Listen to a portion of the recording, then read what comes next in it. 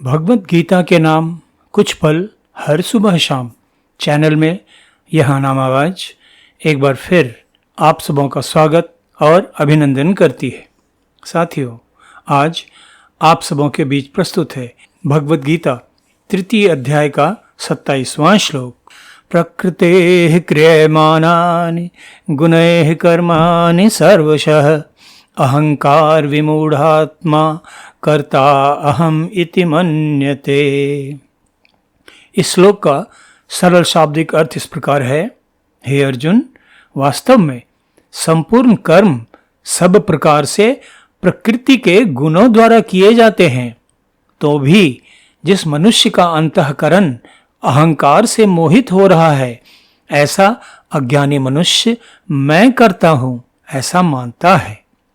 साथियों, कर्मों का बोझ अपने माथे लिए जीवन जीने वाले हम जगजीवों के लिए आज का यह श्लोक आंखें खोलने वाला है। कर्म तो प्रकृति जन्य गुणों द्वारा इंद्रियां सहज रूप से अपने आप करती रहती हैं। उदाहरण के लिए आंखें देखती हैं, तो क्या हमें आंखों को कहना पड़ता है देखने के लिए? हमारे कान सुनते हैं, क्या हमें कभी कानों को कहना पड़ता है सुनने के लिए? इसी प्रकार हमारे शरीर की सभी इंद्रियां तो सहज स्वाभाविक रूप से अपने अपने कर्म करती रहती हैं, और अज्ञानवश हम मनुष्य स्वयं को कर्ता मानकर कर्मों का बोझ अपने माथे लिए जीते रहते हैं, कर्म बंधन में फंसते रहते हैं।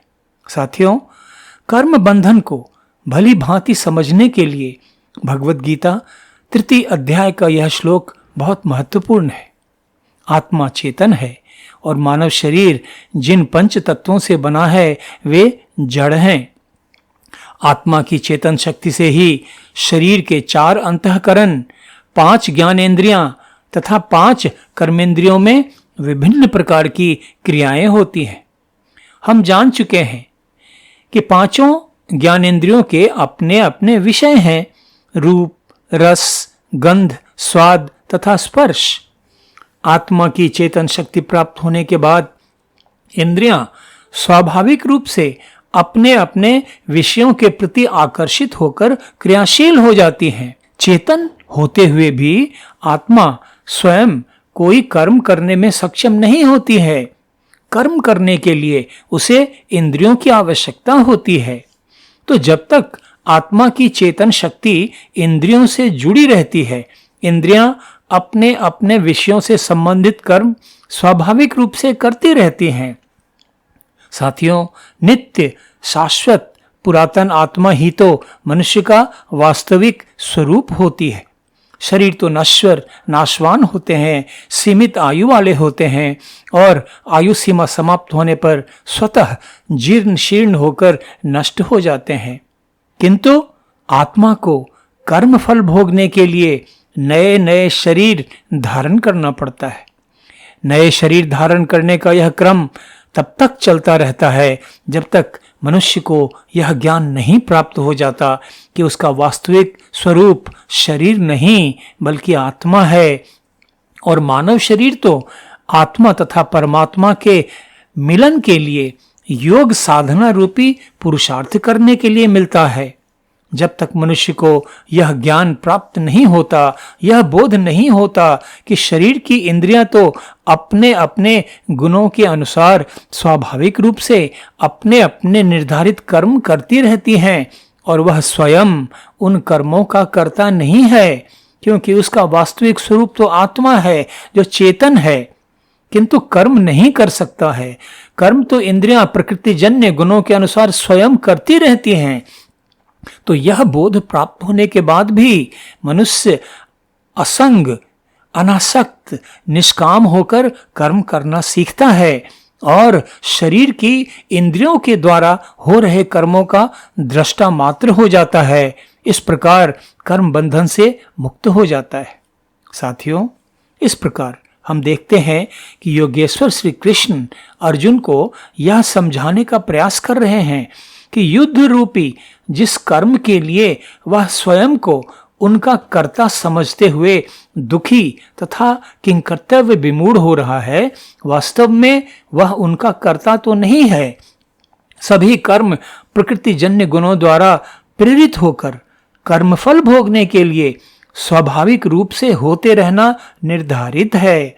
इसलिए अर्जुन को इस अज्ञान जन्य भ्रम तथा उद्विग्नता से मुक्त होकर दुख सुख की भावनाओं से परे होकर शांत भाव से अपने क्षत्रिय धर्म रूपी कर्तव्य कर्म का पालन करना चाहिए। साथियों, ब्रह्मांड के तो अपने नियम हैं जिनके अनुसार यह पूरी सृष्टि और हम मानवों का जीवन भी संचालित होता रहता है।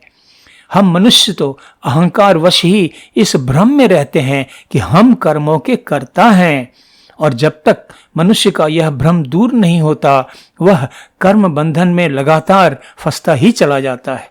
साथियों, हम मनुष्यों के कर्मफल ही वे परिस्थितियां उत्पन्न करते हैं जिनके वशीभूत होकर हमें कर्म करने पड़ते हैं और दुख सुख रूपी भोग भोगने पड़ते हैं। शरीर तथा आत्मा का यह बोध प्राप्त हो जाने के बाद तत्वज्ञानी मनुष्य यह समझ जाता है कि शरीर की सभी क्रियाएं और उसके द्वारा किए जा रहे सभी कर्म ब्रह्मांडीय नियमों के अनुसार संचालित हो रहे हैं और वह स्वयं कर्म बंधन से मुक्त हो जाता है। आगे चलकर भगवत गीता के 5वें अध्याय में हम देखेंगे कि किस प्रकार श्री कृष्ण अर्जुन को समझाते हुए कहते हैं कि तत्वदर्शी अर्थात तत्व को जानने समझने वाला सांख्य योगी तो देखता हुआ, सुनता हुआ, स्पर्श करता हुआ, सूंघता हुआ, भोजन करता हुआ, चलता फिरता हुआ, सोता हुआ, सांस लेता हुआ, बोलता हुआ, शरीर के अंगों से त्याग करता हुआ, ग्रहण करता हुआ, आंखों की पलकों को खोलता बंद करता हुआ भी सभी इंद्रियां अपने अपने विषयों में बरत रही हैं। इस प्रकार समझकर निस्संदेह ऐसा माने कि वह स्वयं तो कुछ भी नहीं करता है। तो साथियों, इस प्रकार हम देखते हैं कि योगेश्वर श्री कृष्ण अर्जुन को समझा रहे हैं कि अज्ञान जन्य अहंकार के वशीभूत होकर ही मनुष्य अपने आप को कर्मों का कर्ता समझता है, कर्म बंधन में फंसता है और दुख सुख भोगता रहता है। योग साधना के द्वारा जब मनुष्य अपनी चेतना को इंद्रियों से असंग कर लेता है तभी उसे अपने वास्तविक स्वरूप की अनुभूति होती है कि वह तो शरीर नहीं बल्कि आत्मा है। आत्मा का स्वाभाविक गुण होता है मुक्त इच्छा। आत्मबोध प्राप्त मनुष्य अपनी मुक्त इच्छा को संसार के सात्विक कर्मों की ओर मोड़ देता है। संसार के सभी कर्तव्य कर्म निष्काम अनासक्त भाव से करना सीख लेता है और वहीं दूसरी ओर अज्ञानी मनुष्य अपनी मुक्त इच्छा को संसार के प्रपंचों में लगाए रखता है और इस भ्रम में जीता रहता है कि वही सभी कर्मों का कर्ता है और इस प्रकार कर्म बंधन में फंसता चला जाता है। साथियों, आत्मज्ञानी मनुष्य तो आत्मबल से अपने अहंकार को वश में कर लेता है। यह अनुभूति प्राप्त कर लेता है कि वह तो शरीर के द्वारा हो रहे कर्मों का कर्ता नहीं, केवल दृष्टा मात्र है। इस प्रकार ज्ञानी मनुष्य इंद्रियों से असंग हो जाता है और अपनी लघु चेतना को परमात्मा की विराट चेतना से जोड़े रखकर संसार के कर्तव्य कर्म निष्काम अनासक्त भाव से करता है। इस अहंकार से मुक्त कि वही सभी कर्मों का कर्ता है और इस लघुता से युक्त कि सभी कर्म तो प्रकृतिजन्य गुणों द्वारा संपन्न हो रहे हैं, ब्रह्मांडीय नियमों के अधीन स्वतः संचालित हो रहे हैं। इस प्रकार वह कर्म बंधन के बोझ से मुक्त होकर संसार के अपने सभी कर्तव्य कर्म पूरा करता हुआ आत्मा तथा परमात्मा के मिलन की दुर्लभ स्थिति को प्राप्त कर मुक्त हो जाता है। आज का एपिसोड अब यहीं समाप्त करते हैं। भगवत गीता 3 अध्याय के अगले श्लोक के अर्थ तथा व्याख्या के साथ कल फिर आप सबों के बीच उपस्थित होऊंगा। तब तक आप सबों के लिए अशेष मंगल कामनाएं। धन्यवाद। नमस्कार।